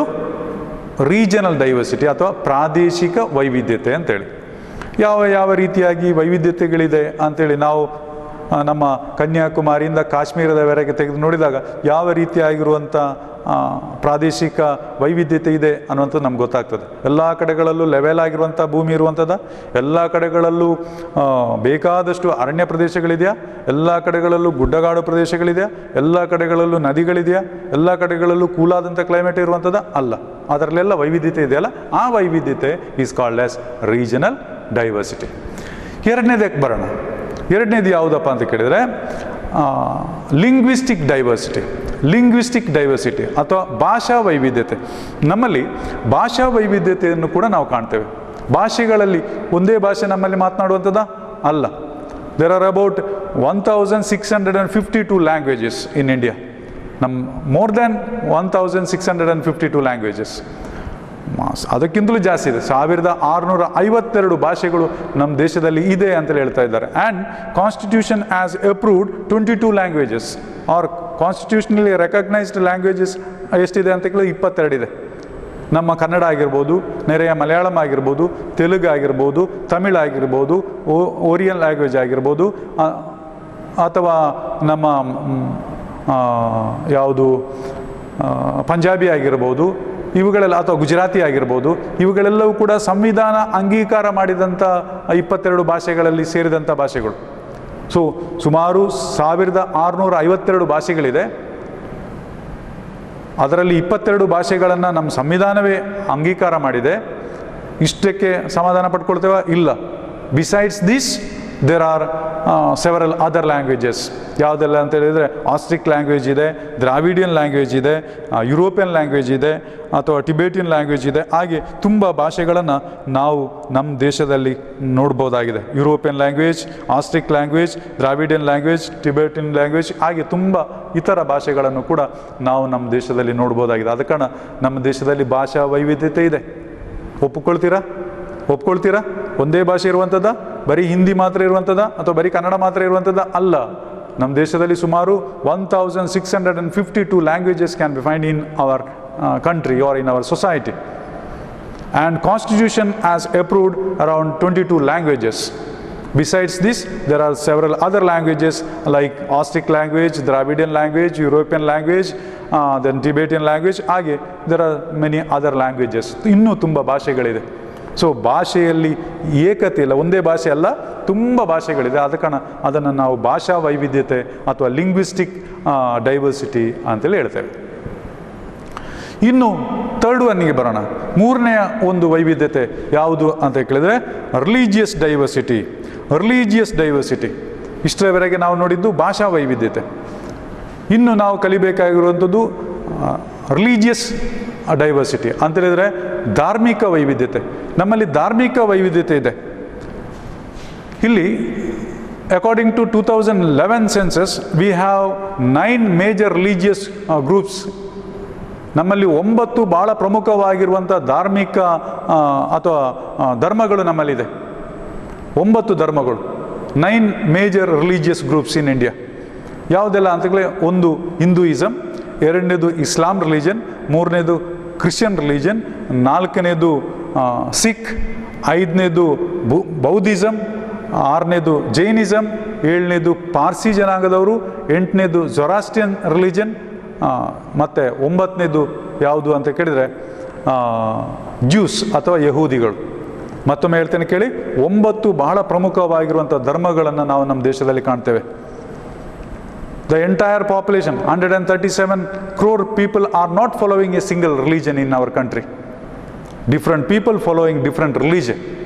There are around 9 major religious groups in India, especially Hindu religion, Islam religion, Christian religion, then Sikhism, Jainism, Buddhism, Parsism, Zoroastrian religion and Jews.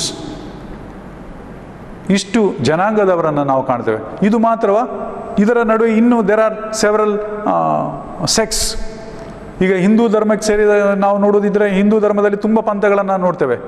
Vaishnava cult or Ayyappa cult or Shiva cult, ಹಾಗೆ ಬೇರೆ ಬೇರೆ ಕಲ್ಟ್ಗಳನ್ನು, ಬೇರೆ ಬೇರೆ ಪಂಥಗಳನ್ನು ನಾವು ನೋಡ್ತೇವೆ. ಅದೇ ಕ್ರೈಸ್ತ ಧರ್ಮದಲ್ಲಿ ಪ್ರೊಟೆಸ್ಟ್ಯಾಂಟ್ ಅಥವಾ ರೋಮನ್ ಕ್ಯಾಥಲಿಕ್ಸ್, ಇಸ್ಲಾಂ ಧರ್ಮಕ್ಕೆ ಬಂದಾಗ ಅಲ್ಲಿ ಕೂಡ ಸುನ್ನೀಸ್ ಆ್ಯಂಡ್ ಶಿಯಾಸ್, ಜೈನ ಧರ್ಮಕ್ಕೆ ಬಂದಾಗ ಶ್ವೇತಾಂಬರ ದಿಗಂಬರ, ಇವುಗಳೆಲ್ಲ ಇನ್ನೂ ತುಂಬ ಪಂಥಗಳನ್ನು ನಾವು ಇದರ ನಡುವೆ ನೋಡ್ತೇವೆ. ಸೊ ಇಲ್ಲಿ ಒಂದು ವಿಶೇಷತೆಯನ್ನು ನಾವು ಗಮನಿಸಬೇಕಾಗಿದೆ. ಭಾರತದಲ್ಲಿ ಇರುವಂಥ ಸುಮಾರು 137 ಕೋಟಿ ಜನಸಂಖ್ಯೆ ನಾವು ಒಂದೇ ಧರ್ಮಕ್ಕೆ ಸೇರಿದವರಲ್ಲ, ಬೇರೆ ಬೇರೆ ಧರ್ಮಕ್ಕೆ ಸೇರಿದವರು, ಬೇರೆ ಬೇರೆ ಧರ್ಮಗಳು ನಮ್ಮ ದೇಶದಲ್ಲಿದೆ. 9 ಭಾಳ ಪ್ರಮುಖವಾಗಿರುವಂಥ ಧರ್ಮಗಳು ನಮ್ಮ ದೇಶದಲ್ಲಿದೆ. ಆ ಕಾರಣಕ್ಕೋಸ್ಕರ ನಮ್ಮ ದೇಶದಲ್ಲಿ ನಾವು ಏನು ಕಾಣ್ತೇವೆ? ರಿಲಿಜಿಯಸ್ ಡೈವರ್ಸಿಟಿ ಅಥವಾ ಧಾರ್ಮಿಕ ವೈವಿಧ್ಯತೆಯನ್ನು ನಾವು ನೋಡ್ತೇವೆ. ಇದು ನಿಮಗೆ ಅರ್ಥ ಆಯಿತು ಅಂತ ನಾನು ಭಾವಿಸ್ತೇನೆ. ನಂತರ ಕೊನೆಯದಾಗಿ ಇನ್ನೊಂದಕ್ಕೆ ಬರೋಣ. ಯಾವುದು ಅಂತ ಕೇಳಿದ್ರೆ ಕಲ್ಚರಲ್ ಡೈವರ್ಸಿಟಿ. ಕಲ್ಚರಲ್ ಡೈವರ್ಸಿಟಿ ಇಲ್ಲಿ ಏನು ಕಾಣ್ತೇವೆ ಅಂತ ಕೇಳಿದರೆ ಸಾಂಸ್ಕೃತಿಕವಾಗಿರುವಂಥ ಒಂದು ವೈವಿಧ್ಯತೆಯನ್ನು ಕೂಡ ಕಾಣ್ತೇವೆ. ಸಂಸ್ಕೃತಿಯಲ್ಲಿ ವ್ಯತ್ಯಾಸ ಇದೆ. ನೀವು ಕನ್ಯಾಕುಮಾರಿಯಿಂದ ಕಾಶ್ಮೀರದವರೆಗೆ ಹೋದಾಗ ಒಂದೇ ಸಂಸ್ಕೃತಿ ಉಳ್ಳವರನ್ನು ಕಾಣುವಂಥದ್ದು, different people following different religion ಅನ್ನುವಂಥ ನಮ್ಗೆ ಗೊತ್ತಾಯಿತು. Different people following or speaking different languages, ಅದು ನಮ್ಗೆ ಗೊತ್ತಾಯಿತು. ಅದು ಮಾತ್ರವಾ? Our customs, our traditions, our mores, our values, our focus, everything is different. Our food habits are different, our dress habits are different. This is what we call cultural diversity. ಇದನ್ನೇ ನಾವು cultural diversity ಅಂತ ಹೇಳುವಂಥದ್ದು. ಕನ್ಯಾಕುಮಾರಿಯಿಂದ ಕಾಶ್ಮೀರದವರೆಗಿರುವಂಥ ಜನ ಒಂದೇ ರೀತಿಯಾಗಿರುವಂಥ ಆಹಾರ ವಿಧಾನವನ್ನು ಪಾಲಿಸುವವರಲ್ಲ, ಒಂದೇ ರೀತಿಯಾಗಿ ಹಬ್ಬ ಹರಿದಿನಗಳನ್ನು ಆಚರಿಸುವವರಲ್ಲ, ಒಂದೇ ರೀತಿಯಾಗಿರುವಂಥ ಲೋಕಾಚಾರಗಳಿರುವವರಲ್ಲ, ಒಂದೇ ರೀತಿಯಾಗಿರುವಂಥ ಮೌಲ್ಯಗಳು ಅವರಲ್ಲಿಲ್ಲ, ಒಂದೇ ರೀತಿಯಾಗಿರುವಂಥ ಪದ್ಧತಿಗಳು ಅವರಲ್ಲಿ ಇಲ್ಲ, ಒಂದೇ ರೀತಿಯಾಗಿರುವಂಥ ಸಂಪ್ರದಾಯಗಳು ಅವರಲ್ಲಿ ಇರಲ್ಲ, ಒಂದೇ ರೀತಿಯಾಗಿರುವಂಥ ನೈತಿಕ ನಿಯಮಗಳು ಅವರಲ್ಲಿ ಇಲ್ಲ. ಯಾಕೆ ಇಲ್ಲ ಅಂತೇಳಿ ನಮ್ಮಲ್ಲಿ ವೈವಿಧ್ಯತೆ ಇದೆ ಅಂತೇಳಿ ಅದು ತೋರಿಸ್ತದೆ. ಸೊ ಇಲ್ಲಿ we find the cultural diversity. Cultural diversity ಅಂತೇಳಿದ್ರೆ our customs, our traditions, our mores, our folk ways, our values, our food habits and our dress habits, everything is different. Therefore there is cultural diversity in India. ನಮ್ಮ ದೇಶದಲ್ಲಿ ಯಾವುದಿದೆ? ಸಾಂಸ್ಕೃತಿಕವಾಗಿರುವಂಥ ವೈವಿಧ್ಯತೆಯು ಕೂಡ ಇದೆ ಅಂಥೇಳಿ ಇದು ತಿಳಿಸಿ ಹೇಳ್ತದೆ. ಸೊ ನಿಮಗೆ ಪ್ರಶ್ನೆ ಏನಾಗಿರ್ತದೆ ಅಂತ ಕೇಳಿದರೆ 5 ಮಾರ್ಕಿನ ಒಂದು ಪ್ರಶ್ನೆ ಆಗಿರ್ತದೆ. Explain the nature of Indian diversity ಅಥವಾ explain the different facets of Indian diversity ಅಂತೇಳಿ ಕೇಳ್ತಾರೆ. ಆವಾಗ ನೀವು ಈ 4 ಬರೀಬೇಕಾಗ್ತದೆ. ಒಂದನೇದು ರೀಜನಲ್ ಡೈವರ್ಸಿಟಿ, ಎರಡನೇದು ಲಿಂಗ್ವಿಸ್ಟಿಕ್ ಡೈವರ್ಸಿಟಿ, ಮೂರನೇದು regional diversity, religious diversity, and the last one is the cultural diversity. Regional diversity, linguistic diversity, religious diversity and cultural diversity. ಕನ್ನಡದಲ್ಲಿ ಬರೆಯುವವರಿಗೆ ಒಂದನೇದು ಪ್ರಾದೇಶಿಕ ವೈವಿಧ್ಯತೆ, ಎರಡನೇದು ಭಾಷಾ ವೈವಿಧ್ಯತೆ, ಮೂರನೇದು ಧಾರ್ಮಿಕ ವೈವಿಧ್ಯತೆ, ಕೊನೆಯದಾಗಿ ಯಾವುದು ಅಂತ ಕೇಳಿದರೆ ನಮ್ಮ ಸಾಂಸ್ಕೃತಿಕ ವೈವಿಧ್ಯತೆ. ಸೊ ಇದನ್ನೆಲ್ಲ ನೋಡಿದಾಗ ನಮಗೆ ಒಂದು ವಿಷಯ ಗೊತ್ತಾಗ್ತದೆ, ನಮ್ಮ ದೇಶದಲ್ಲಿ ಏನಿದೆ, there is diversity in India.